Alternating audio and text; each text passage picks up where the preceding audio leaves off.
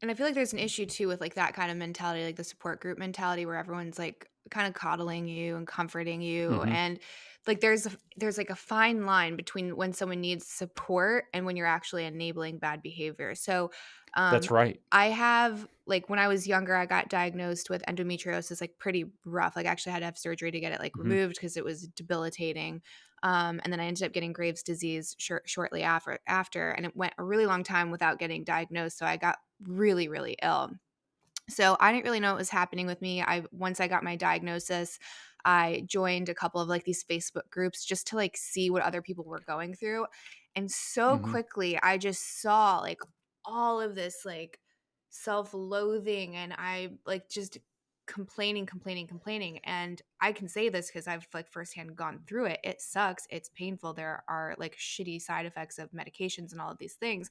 But if you live in this negative space and you just perpetuate each other's like misery, you're never going to get out of it. You're never going to heal. So I like quickly left all of those things. I ended up doing a bunch of work and most of my stuff is like in really great shape right now. But if I had stayed there, I would have been like, this is normal, right? And this is how I fit into this group. So I think discomfort is super important. And again, it's not to fat shame or yell at someone and make them feel like shit, but like I think it means something if you can't fit in a seat, right? Like that should tell you something. Like your health is in Yeah. danger.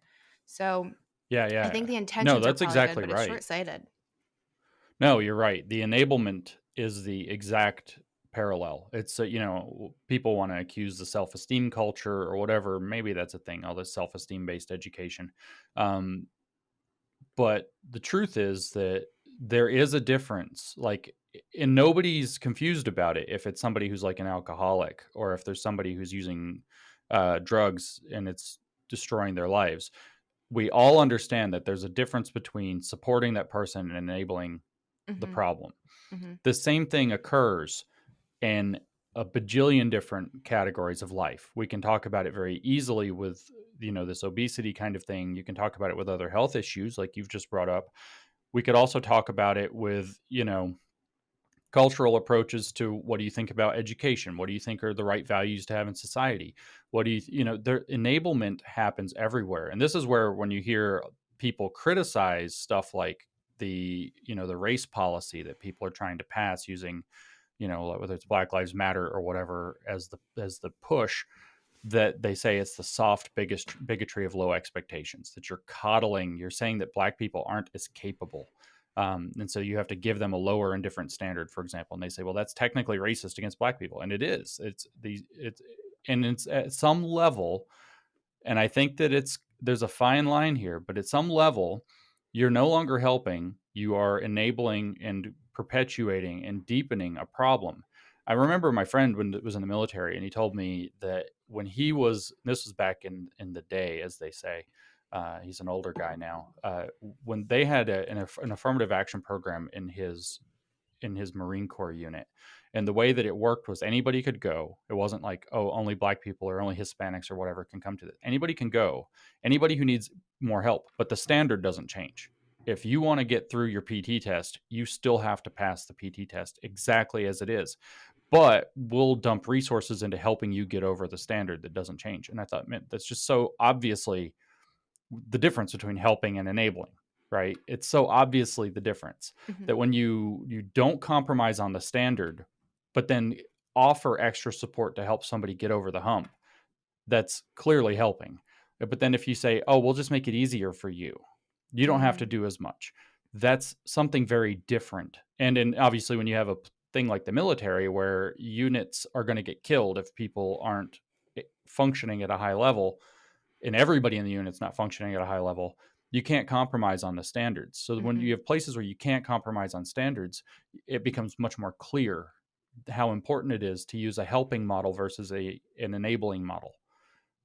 So like where we see people saying, "Oh, it's racist. The SAT is racist, so we have to get rid of it." Why? Well, because some people have more SAT tutoring than others, and those people, they argue, those people, by the way, have something in common. It's called money, which turns out not to have a race. I Mhm. look at my money, and it's all green-ish. That they've made them peach and purple and bluish and things now, but it's all the same to Mhm. everybody.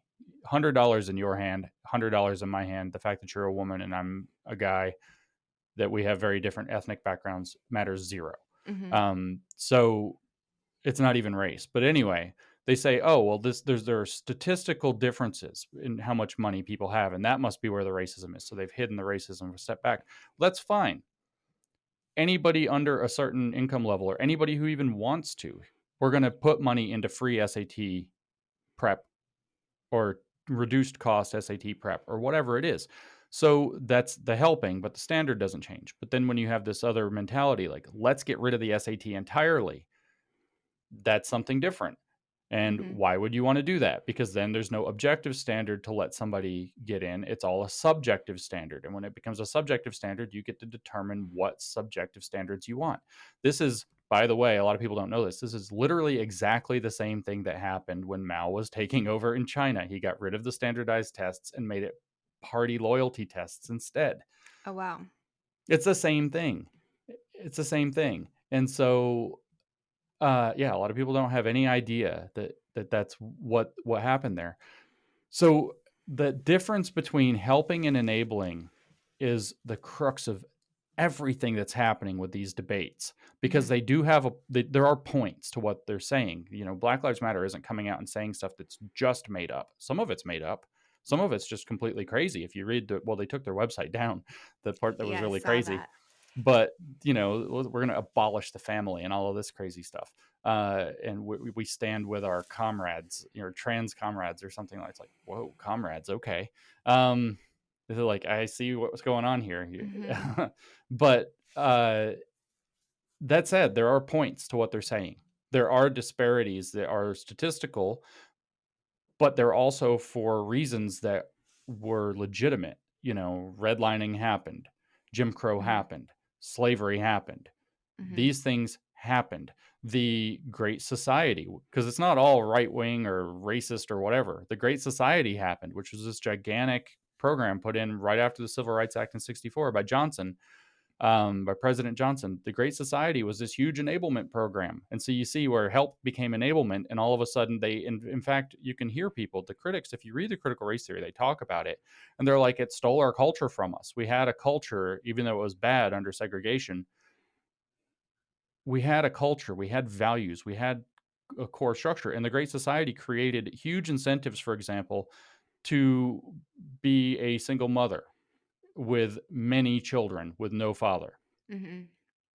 It created all kinds of new problems, and they're not wrong to criticize those things. So progressive policy can fail. Racism is also a problem. They're not talking about stuff that's totally made up.